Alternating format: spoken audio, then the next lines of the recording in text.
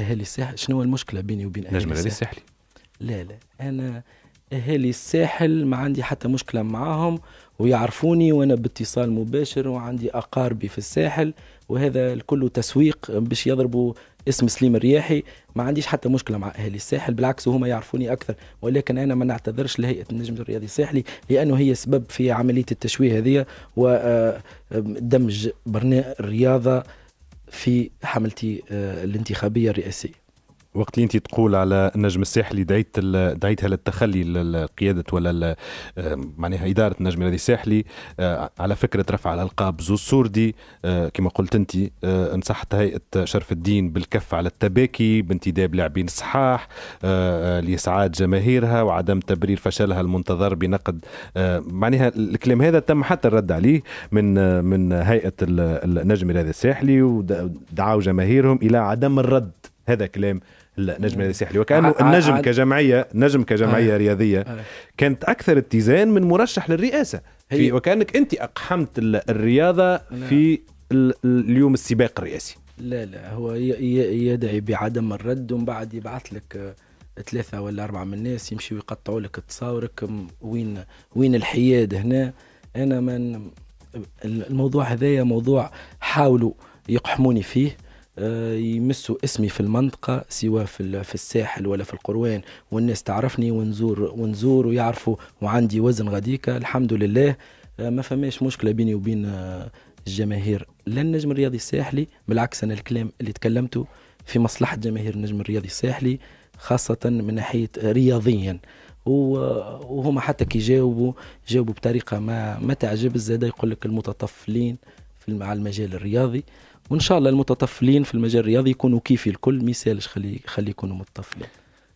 لو تم انتخابك رئيسا للجمهورية باش يخسرك النادي الافريقي كرئيس، هل تعتقد أن الجمهور الافريقي اللي انتخبك مرة أخرى رئيس للنادي الافريقي باش يضحي بيك ويصوت لك باش تخلي البلاصة فارغة ولا تخليها لشخص آخر؟ أنت صرفت برشا فلوس، اللي جبت برشا ملاعبية للنادي الافريقي باش تنشغل بمهمة رئاسة الجمهورية وتخلي النادي الافريقي اللي اليوم موجود في المراتب الأولى في البطولة الوطنية تخليه المصير. تتوقع أن الجمهور النادي الافريقي باش يضحي بيك؟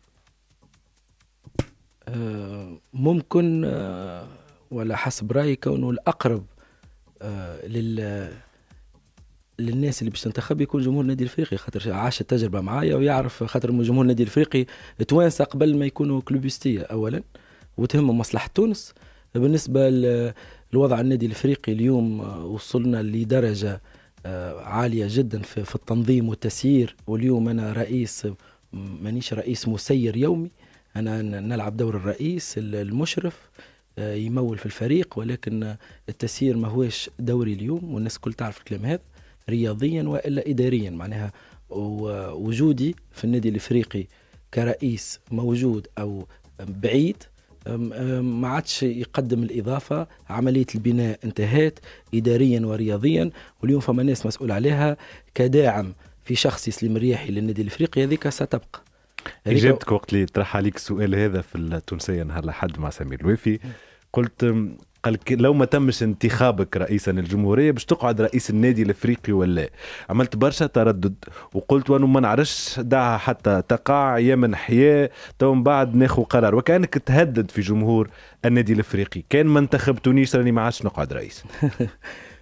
هو جمهور النادي الافريقي ما يتهددش، وانا نعرف العقليه اكثر من الناس الكل، معناها ما يكبر حد في عينين الجمهور الافريقي. ولكن انا كي قلت كي جاوبت في البرنامج بالطريقه هذيك، جاوبت لانه انا قاعد عايش حمله انتخابيه ونعيش وضعها، وانا نعتبر نفسي من المرشحين اللي من اللوجيك يقول كونه فما فوت لوجيك اليوم لسليم الرياحي لازمها تمشي.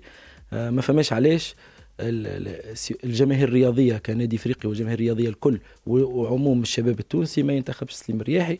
وقتها قلت انا مش نعمل مراجعه كامله، معناها مراجعه كامله في حياتي، في رؤيتي للواقع التونسي، مش كنادي افريقي. انا كي جيت لتونس جيت كونت حزب ودخلت في المجال السياسي، ما جيتش لرئاسه مراجعه لوجودك في تونس اصلا؟ لا لا لا لا مش لوجود، ما تكبرهاش. لا هذا قلت مراجعه. مراجعه كامله. اليوم ما نجمش نتكلم على حاجه قبل وقوعها، خلي ما ننجحش ومن بعد نتكلموا. معناها وكانه اللي عملته الكل غلط اذا كان ما نجحتش. رئاسه النادي الافريقي وتمويلك للنادي الافريقي ما عطاش اكله سياسيا، تاسيس حزب الحزب بهذا الشكل ما عطاش اكله، وعودك بالاستثمارات ما عطاش اكلها. معناها لازم حل اخر، لازم رؤيه اخرى. لا لا لازم اعاده نظر في الواقع. هذا ما يعنيش كوني انا باش نتخلى على النادي الافريقي، وما يعنيش كوني باش ننسحب من الحزب اللي هو اليوم القوة الثالثة في البلاد.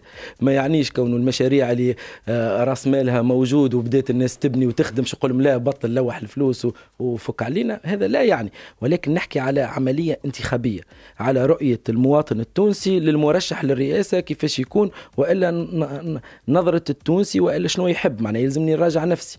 هذا هو، وهذا حقي، هذا حقي وينجم يمنعني حتى حد منه. ولكن لا يعني كونه أنا بعد ما قررت نجي لتونس وترأست الافريقي ونجح وترأست الاتحاد الوطني الحر ونجح ومشاريعي قاعدة اندر كونستراكشن والناس مشروع يبدأ آخر العام، أول مشروع يبدأ يخدم، مش نجي نقول لا بطلت. مش طيب. معقول. طيب لو تم انتخابك شنو تكون أولوياتك سليم الريحي؟ هي كلها أولويات اليوم، كلها أولويات. ولكن فما الخطاب اللي نعتبره ولا الأولويات التقليدية اليوم هي المهام الأساسية لرئيس الجمهورية، خاصة من ناحية الأمن و